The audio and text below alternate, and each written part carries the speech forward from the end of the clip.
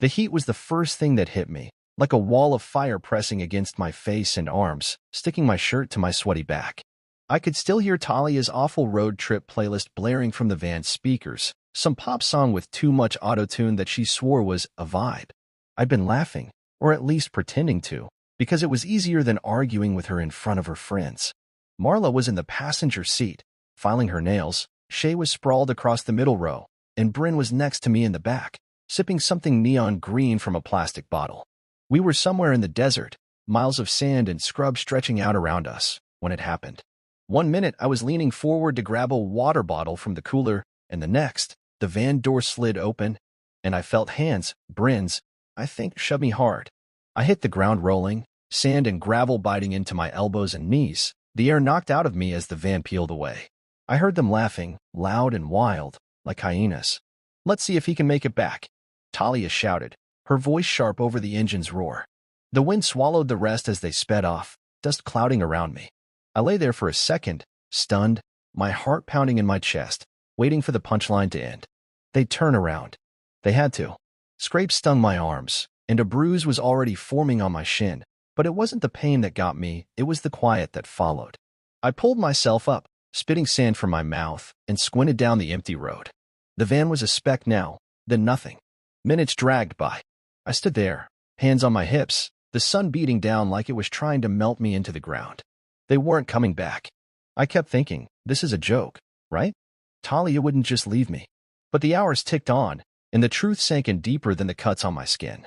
My wife, my own wife, and her friends had dumped me out here like trash, laughing as they did it. I wiped sweat from my forehead and looked around. No phone, no water, just me and the endless desert. I could have chased after them, followed the tire tracks until my legs gave out, but something in me snapped. I wasn't hurt bad, just banged up, but the real wound was inside, anger, humiliation, betrayal, all mixing together. I waited a little longer, half expecting to hear the van's engine rumbling back, Talia's voice calling out an apology. Nothing. The wind hissed through the dry bushes, and a lizard skittered across the road. That was it. They'd made their choice, and I wasn't going to beg. I turned my back on the tracks they'd left and started walking the other way, not after them, but away. The heat pressed harder, my throat dry as sandpaper, but I kept moving. I didn't know where I was going, just that I wasn't going to give them the satisfaction of crawling back. Talia's laugh echoed in my head, sharp and mocking, and I clenched my fists. They thought this was funny. They thought I'd break. But as the sun climbed higher and my shadow shrank, I swore to myself I'd prove them wrong. I'd survive this, not for them, but for me. The desert stretched out ahead, cruel and empty, but it felt less lonely than that van ever had. Step by step, I left them behind, their voices fading into the wind. I wasn't their joke anymore. The desert stretched out like it was trying to swallow me whole, the heat pounding down so hard I could feel my skin sizzling by noon. I'd been walking for hours, my torn shirt sticking to my chest, my jeans coated in dust that scratched at every step. No phone, no wallet, just me, a pounding headache, and a sunburn that was turning my arms redder by the minute. I kept thinking about Talia and her friends speeding off, their laughter ringing in my ears like a bad song I couldn't shake. My throat was so dry it hurt to swallow, and every time I licked my lips, I tasted salt and grit. I'd left the road behind a while back, not because it made sense, but because standing still felt like giving up. The highway was empty anyway, just a cracked ribbon of asphalt shimmering in the distance, mocking me. I didn't know where I was going, only that I had to keep moving, even if it was away from everything I'd known. My legs ached, my boots scuffing against rocks and sand, and I started wondering if this was how it ended, me, passed out in the middle of nowhere, a story Talia would tell at parties for a laugh. That's when I saw the dust trail.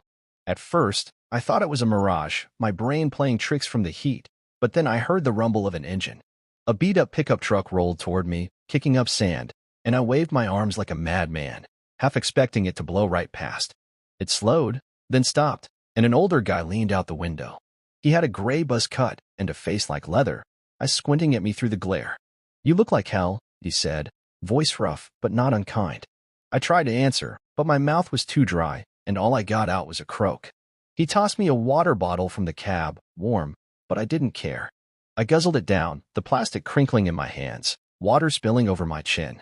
"Name's Granger," he said, watching me. "Retired Army. You got a name? Or are you just gonna stand there dripping?" I wiped my mouth with the back of my hand. "Morgan," I rasped, my voice finally working. He nodded, like that was enough, and jerked his head toward the passenger seat. "Get in before you keel over." I didn't argue. The truck smelled like oil and old cigarettes, but the seat was soft, and the air from the open window felt like a lifeline. Granger didn't ask much at first, just drove, the engine rattling under us. I stared out at the desert blurring by, my head spinning from heat and relief. "What happened?" he asked eventually, glancing at me. I hesitated. Saying it out loud felt stupid, humiliating. "My wife and her friends, they pushed me out of a van. Thought it was funny." He grunted, like he'd heard worse. "People do stupid things," he said, keeping his eyes on the road. "You're not dead. That means you've got options." I didn't know what to say to that. Options? I'd lost everything in a heartbeat. My ride, my stuff, my whole life with Talia. But as the truck bumped along, I started thinking maybe he was right. Granger didn't take me back toward the highway where they'd dumped me. He turned off onto a side road, heading somewhere else, and I didn't ask where. My head leaned against the window, the glass warm against my temple, and I felt something shift inside me. I wasn't chasing after Talia, begging her to stop laughing. I was moving towards something new, something I couldn't see yet. The sunburn stung, my body ached, but I was alive. Granger's words stuck with me. Options. For the first time since I hit the sand, I wondered what they might look like. The truck rolled on, carrying me away from the joke I'd been, toward a chance I hadn't expected.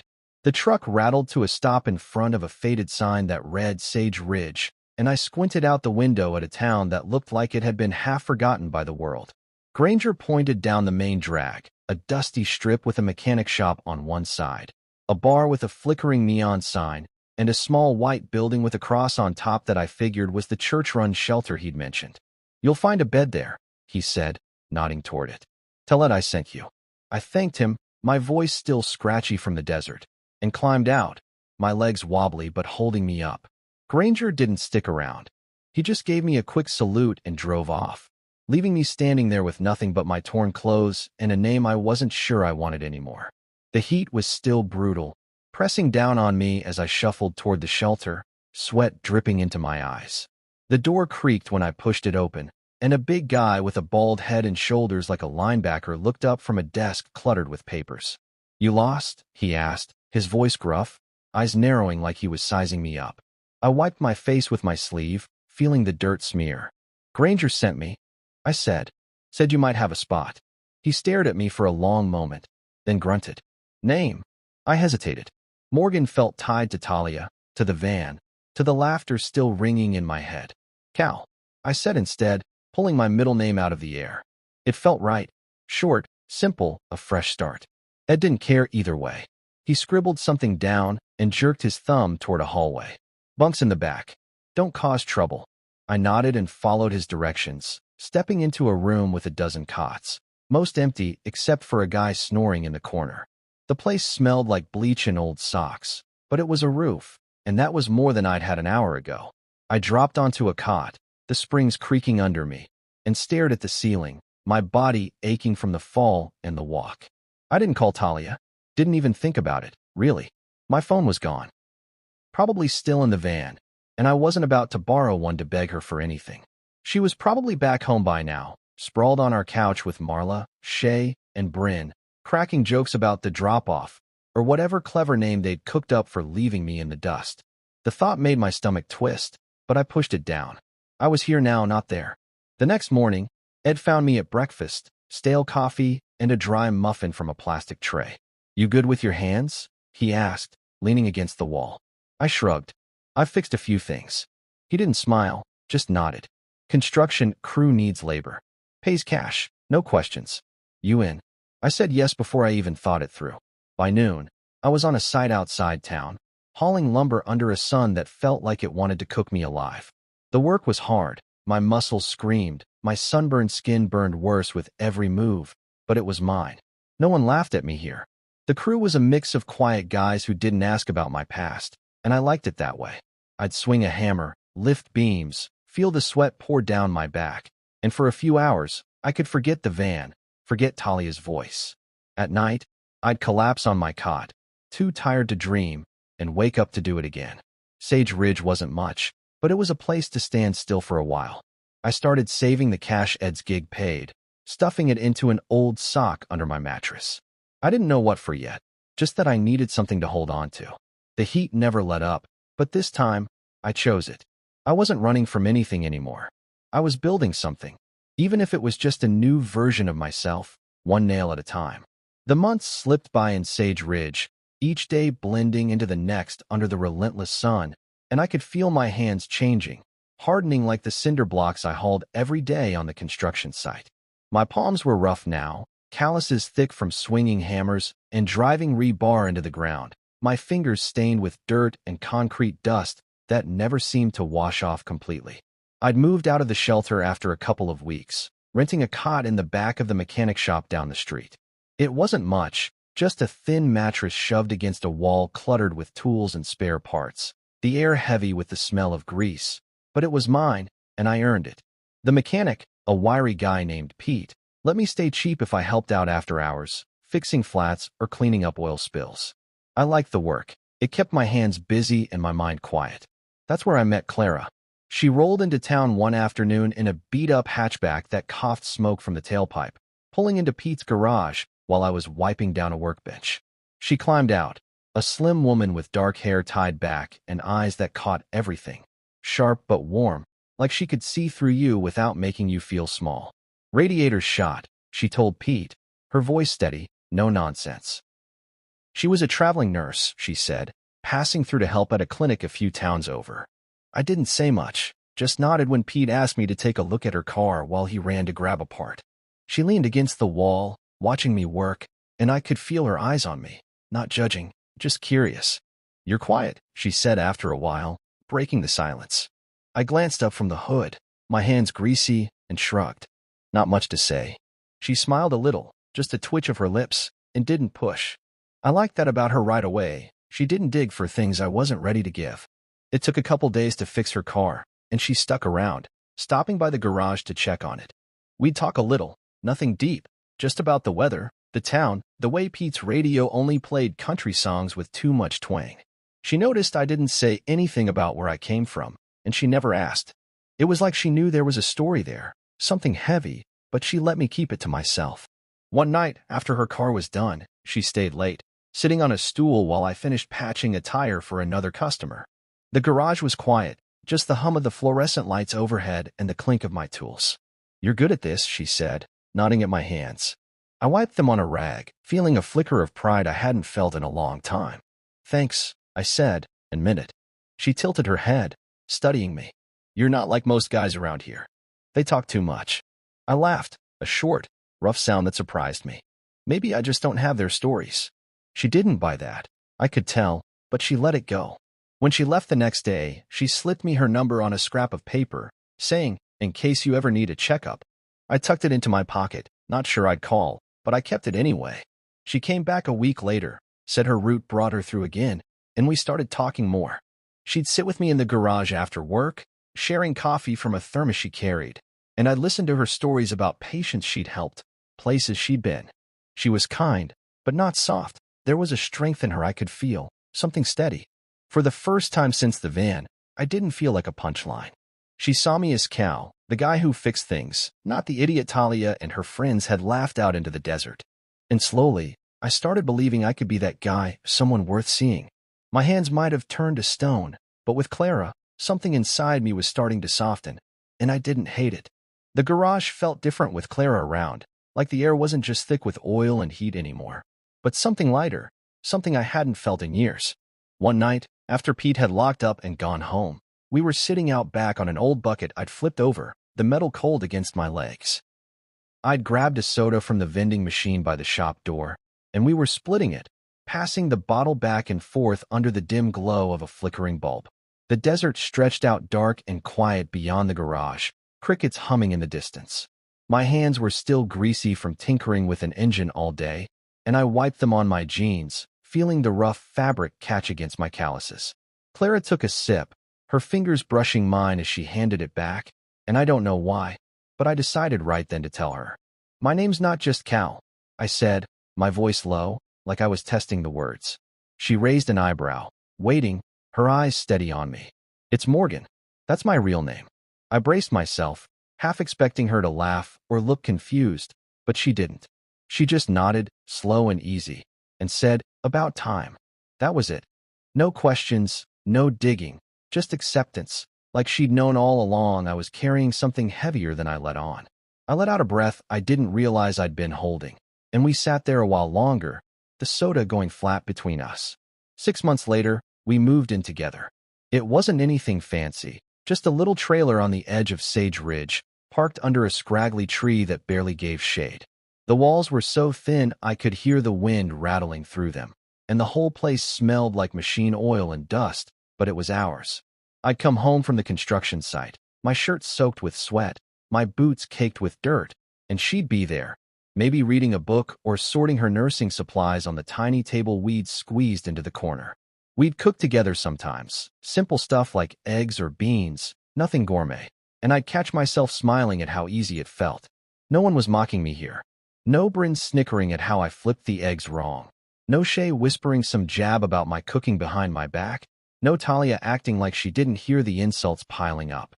With Clara, it was different. She'd laugh if I burned the toast, but it was a warm sound, not sharp or cruel. She'd laugh with me, not at me, and that made all the difference. I'd spent so long with Talia's crew, where every word felt like a test I'd fail, that I'd forgotten what it was like to just be myself without bracing for the punchline. Clara didn't need me to prove anything. She'd tease me sometimes, sure, like when I'd trip over the rug by the door or spill coffee down my shirt. But it was gentle, and her eyes would crinkle at the corners, like she was in on the joke with me. We'd sit on the trailer steps at night, her shoulder against mine, watching the stars poke through the sky, and I'd feel this quiet settle over me. I didn't have to talk much, and she didn't expect me to. She'd tell me about her day, some kid she'd patched up at the clinic, or an old lady who'd given her a hard time about a shot. And I'd listen, really listen, because her voice was steady and real, not laced with the sarcasm I'd grown used to. Living with her wasn't perfect. The trailer creaked, the sink leaked, and we'd argue sometimes about dumb stuff like whose turn it was to wash the dishes. But it was honest. I started to see myself through her eyes. Not the guy who got shoved out of a van, not the loser Talia's friends had made me out to be, but a man who could build a life, who could be enough. That night with the soda, when I told her my name, it was like I'd handed her a piece of me I'd kept locked up. She took it, held it, and didn't throw it back in my face. Love with her didn't come with laughter at my expense. It came with trust, and I was starting to learn what that felt like. Life with Clara settled into something solid, like the foundation of a house I'd learned to pour at the construction site, and I started building more than just walls. I was building a future.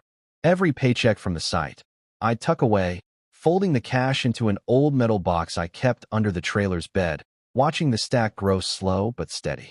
The work was still hard, my hands rough from gripping tools and my back sore from lifting, but it paid enough for me to sign up for night classes at a community center 2 towns over. I'd drive there in Clara's hatchback after dinner, the engine rattling the whole way, and sit in a room with fluorescent lights, learning electrical work, wiring, circuits, all the stuff that made a place hum with life.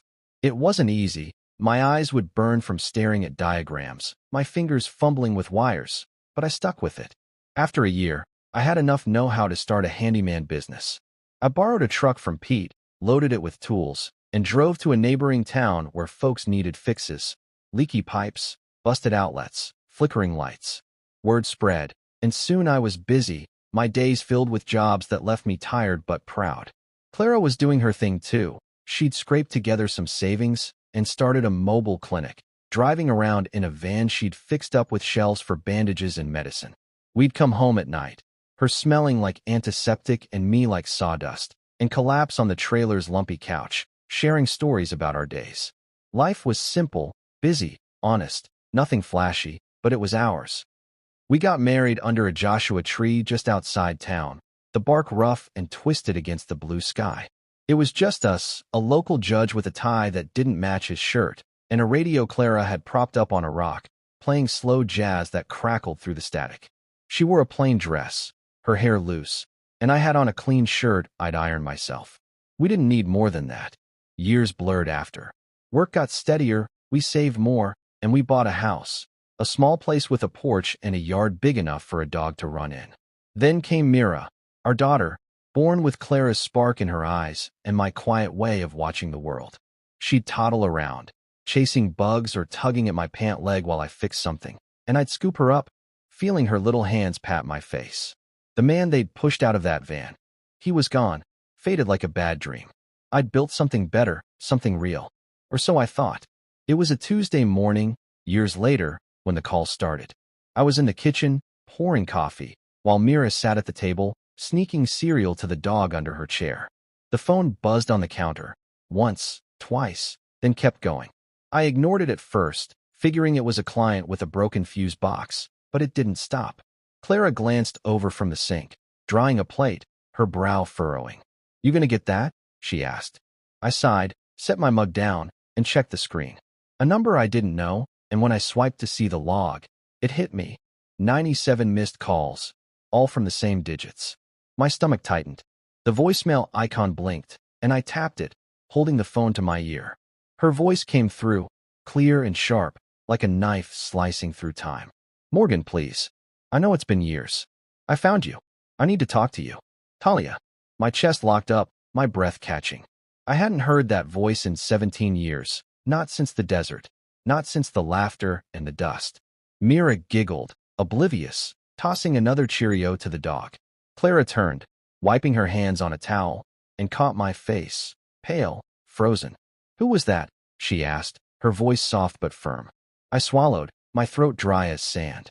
"A ghost," I said, and she didn't push, just watched me with those steady eyes. I set the phone down, my hands shaking a little, and stared at it like it might bite. Sleep didn't come that night. I lay awake, the past creeping back in, wondering what Talia could possibly want after all this time. The phone sat there on the kitchen counter, its black screen reflecting the dim light of the morning, and I couldn't stop looking at it, like it was some kind of bomb waiting to go off. I'd listened to Talia's voicemail last night, her voice cutting through 17 years of silence. "Morgan, please. I know it's been years. I found you.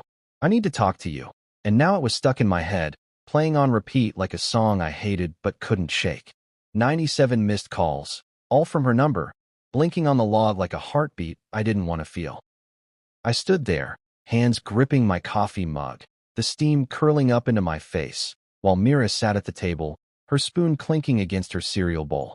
"Daddy, Rusty's stealing my food again," she said, laughing as she dropped another Cheerio for the dog, his tail wagging like crazy. I tried to smile, to keep things normal, but my chest felt tight, my fingers twitchy. Clara was at the stove, flipping eggs, the sizzle filling the quiet, and I knew she'd seen me freeze up last night when I'd called Talia a ghost. She hadn't pushed me then, but I could feel her watching now, waiting for me to say something. The phone buzzed again, same number, same insistent hum, and I nearly dropped my coffee, the liquid sloshing over the rim onto my hand. It burned, but I barely felt it. Mira looked up, her big eyes curious. "Who keeps calling, Daddy?" she asked, her voice so bright it almost hurt to hear. I set the mug down too fast, the clatter loud against the counter. "Just work, kiddo." I lied, my throat dry, my words clumsy. Clara glanced over her shoulder, her hands still on the spatula, and I knew she didn't believe me. She slid the eggs onto a plate for Mira, her movements calm, but her eyes caught mine, searching. I couldn't sit there under that look.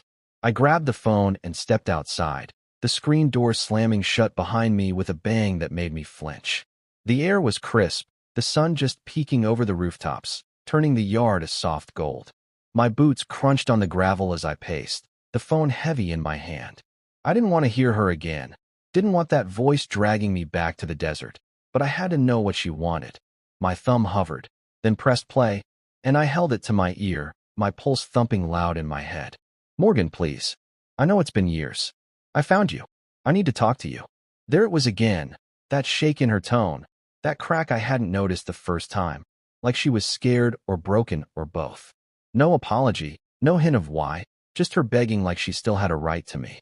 I lowered the phone, my jaw clenched so tight it ached, and stared out at the street. A car rolled by, slow and quiet, and across the way, old Mr. Jensen was out watering his patchy lawn, the hose hissing in the stillness. All I could see, though, was that highway, the van kicking up dust, Talia's laugh fading into the wind. 17 years. She'd had 17 years to forget me, and now this? I shoved the phone into my pocket and went back inside, the warmth of the house hitting me like a wall. Mira was done eating, chasing Rusty around the living room, her giggles bouncing off the walls like little bells. Clara was at the sink, scrubbing the frying pan, her sleeves rolled up, soap suds clinging to her wrists. I walked over, leaning against the counter, my hands stuffed in my pockets to keep them still. "You okay?" she asked, her voice low, not looking up from the sink. I nodded, even though she couldn't see it. "Yeah, just something from a long time ago." She rinsed the pan, the water splashing loud, then set it on the rack and turned to me, drying her hands on a towel. Her eyes were steady, kind but sharp. "You don't have to tell me," she said, "but if you do, I'm here." I swallowed, the lump in my throat hard to push down. "It's Talia," I said, the name tasting like ash. "My ex-wife. She's been calling." Clara didn't blink, just nodded, like she'd half-guessed it already. "What's she after?" "Don't know," I said, my voice rough. "Haven't called her back." She stepped closer, her hand resting on my arm, her touch warm and grounding. "You don't owe her a thing, Morgan." I knew she was right, Clara always was, but that didn't stop the buzzing in my skull, the pull of something I'd spent years running from. That night, I lay awake next to her, her breathing soft and even, while I stared at the ceiling, the phone on the nightstand glowing faintly. Talia's voice kept whispering in my head, and I couldn't shake the feeling that whatever she wanted, it was going to drag me back to a place I'd fought so hard to leave behind. 3 days after the call started, I was in my shop, hunched over a workbench, the smell of solder and sawdust thick in the air. I'd built this place from nothing, a small handyman set up in the next town over, with a sign out front that just said Cal's Fixes in block letters. It was a quiet morning, the kind where the only sounds were the hum of my tools and the occasional car rumbling past outside. I was rewiring an old outlet for a client, my fingers steady as I twisted the copper ends, when the bell above the door chimed, sharp and sudden. I didn't look up right away, figured it was just another job walking in, but then I heard her voice. "Morgan." My hands froze, the screwdriver slipping a little in my grip. I turned slow, like moving through mud, and there she was. Talia. Standing in the doorway, sunlight spilling around her, casting her shadow long across the floor. Her hair was shorter than I remembered, chopped above her shoulders, and her face looked tired, lines etched around her eyes that hadn't been there 17 years ago. But that smirk, it was still there, faint but sharp, like she couldn't help it.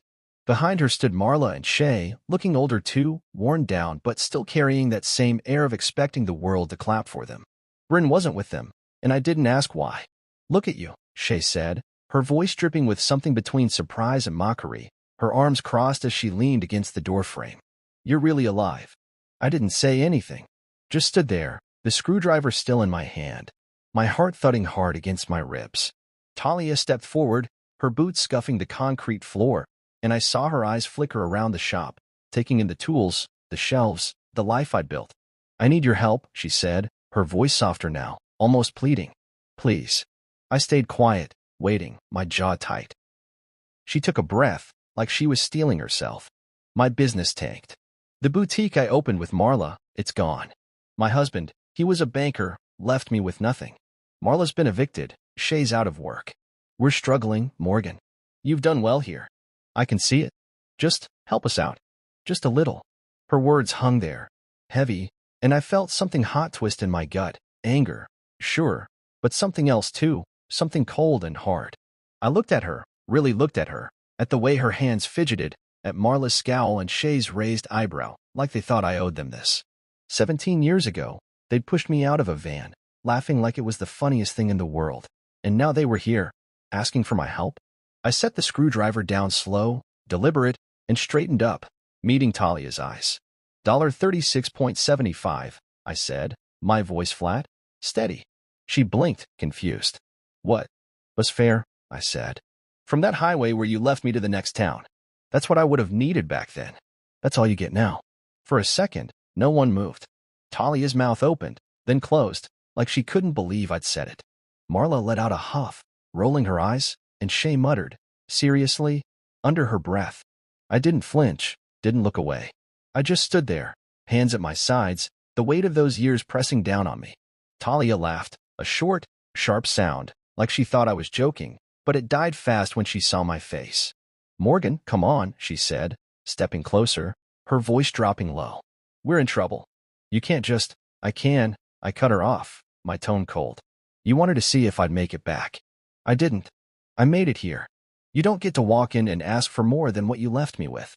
Her face shifted, shock, then something like shame, but I didn't care to figure it out. I turned to the workbench, grabbed a rag, and wiped my hands, slow and calm, like they weren't even there. "That's it," Marla snapped, her voice loud in the small space. "After everything, that's all you've got?" I didn't answer. Just kept wiping my hands, the rough cloth scraping against my calluses.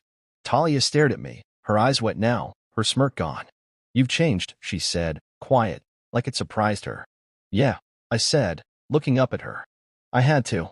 She nodded, slow, like she was piecing something together, then turned and walked out, Marla and Shay trailing behind her. I watched them go through the dusty window, their shapes blurring in the sunlight, their voices rising as they argued with each other, louder than when they'd sped off in that van all those years ago. The bell chimed again as the door swung shut, and I stood there, the shop quiet once more, my hands steady now. They'd come back, the witches from the van, but I wasn't the man they'd left behind. Not anymore. The shop felt bigger after Talia and her crew left, like the air had room to breathe again once their shadows were gone. I stood there by the workbench, the rag still in my hands, my fingers rubbing the rough fabric absently as I stared at the door. Through the dusty glass, I could see them piling into a beat-up sedan parked out front, Marla slamming the passenger door, Shay climbing in the back, Talia behind the wheel. Their voices carried, sharp and loud, arguing over something I didn't care to hear. I'd said my piece, $36.75, the exact cost of a bus ticket from that desert highway to the next town, the only help I'd give them, and they hadn't taken it well.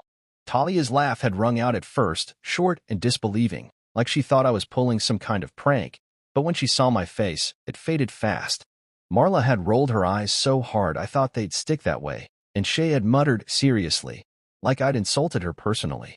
I didn't budge, just reached into my desk drawer, pulled out an envelope, and wrote a check for that exact amount, $36.75, then slid it across the counter to Talia. "That's the cost of what you threw away," I'd said, my voice steady, my eyes locked on hers. "You wanted to see if I'd make it back. I didn't. I made it forward." Her face had crumpled then, not into tears, but something close, shock, maybe, or regret she didn't know how to say. She took the envelope, her fingers trembling a little, and I watched the realization hit her. I wasn't joking, wasn't bending, wasn't the Morgan she'd left bleeding in the sand. Marla stormed out first, her boots stomping hard on the concrete, muttering something about me being a jerk. Shay followed, tossing a glare over her shoulder, her lips moving with some complaint I didn't catch. Talia lingered a second longer, her eyes searching mine like she was looking for the man she used to know, the one who'd take her crap and keep quiet. She didn't find him. "You really mean this?" she'd said, her voice small. I nodded. "Take it or leave it." She turned and walked out, the bell chiming behind her, and now here I was, alone again, the hum of the shop settling back around me. I dropped the rag and picked up the screwdriver I'd been using before they showed up, my hands moving automatic-like, finishing the outlet I'd started. The wires twisted easy under my fingers, the work pulling me back to something solid, something I could control. Outside, the sedan's engine sputtered to life, and I glanced up just long enough to see them peel out, tires kicking up gravel, their voices still barking at each other as they disappeared down the road. I didn't watch them go all the way, not this time. Back in the desert, I'd stood there, staring after that van until it was a dot, waiting for them to turn around, hoping I'd been wrong about how little I meant to them. Now, I turned away from the window, flipped off the shop lights, and locked the door behind me. The walk home was quiet, the afternoon sun dipping low, painting the street in long shadows. My boots crunched on the sidewalk, my hands stuffed in my pockets, the envelope's weight gone from my mind. I'd given them a mirror, not a handout, showed them what they'd done to me, what it cost, and let them carry that instead of me carrying their mess. When I got to the house, Clara's truck was in the driveway, and I could hear Myra's laugh through the open window, bright and carefree. I stepped inside, the smell of chili hitting me too spicy, like always, and saw them in the kitchen, Clara stirring a pot, Myra perched on a stool, sneaking bites of cornbread. "You're late," Clara said, glancing over with a small smile, but her eyes flicked over my face, checking me. "Yeah," I said, hanging my jacket by the door. Had some visitors. She didn't ask, just nodded, and I was grateful for that. Mira hopped down and ran over, hugging my legs, her hands sticky with crumbs. "Daddy, it's lava stew again," she said, giggling, and I scooped her up, her warmth chasing the last of the cold out of me. Talia had found me, sure, but she hadn't taken anything. I'd held my ground, given her the reflection she didn't want, and watched her walk away with it.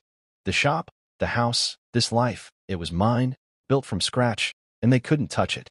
I set Mira down and grabbed a spoon, ready to face Clara's chili, the day slipping behind me like dust in the wind.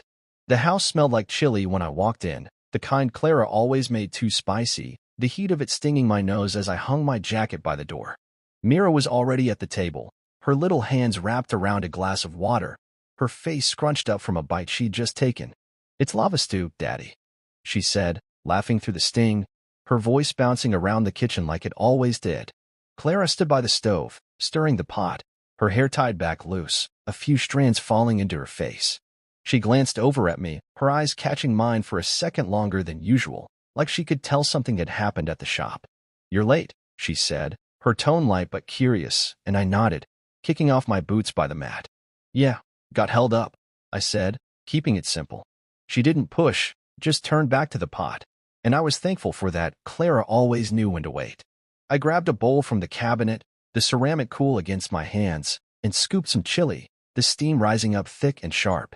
We sat down together, the three of us, Mira chattering about how Rusty tried to eat her sock earlier, her giggles filling the gaps between bites. I took a spoonful, the spice hitting hard, burning my tongue just like Mira said, and I reached for the water, chuckling despite myself.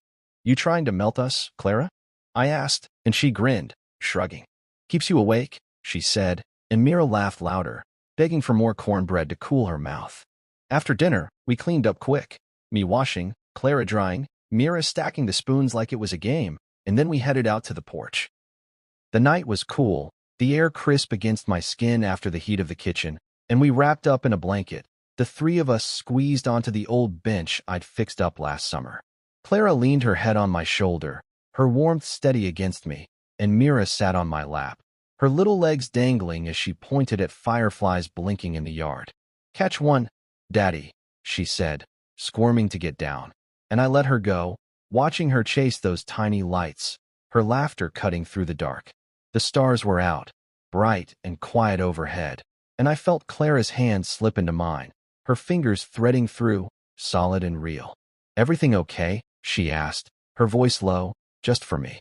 I took a breath, the weight of the day still sitting on my chest, Talia showing up, Marla and Shay trailing her like ghosts, the check I'd handed over, the way they'd stormed out arguing. "Ghosts showed up today," I said, keeping my eyes on Mira as she darted across the grass. "But they're gone now." Clara didn't say anything right away, just squeezed my hand a little tighter, and I knew she got it. She didn't need the details, didn't need to know how Talia's voice had shaken, how Marla's eyes had rolled, how I'd stood there and given them nothing but a number that meant everything. Clara knew me, knew the man I'd become, not the one they'd laughed out of that van. We sat there a while, the blanket scratchy against my arms, the night settling around us like a soft curtain. Mira came back, panting, her hands empty, but her face lit up. "They're too fast," she said, climbing back onto my lap, and I hugged her close, her hair smelling like grass and kid sweat. "Next time, kiddo," I said, and she nodded, snuggling in. Talia had found me. Yeah, tracked me down after 17 years, walked into my shop, like she could still claim a piece of me. But I hadn't lost anything. That check, $36.75, wasn't just bus fare. It was the line I'd drawn, the end of whatever hold she thought she had. I'd built this, Clara, Mira, the house, the shop, out of nothing, piece by piece, with my own hands. It was stronger than revenge, stronger than anything they could have taken from me back then. They'd laughed at me once, made me a joke. But now I had a life they couldn't touch, one filled with chili too spicy and laughter that didn't cut.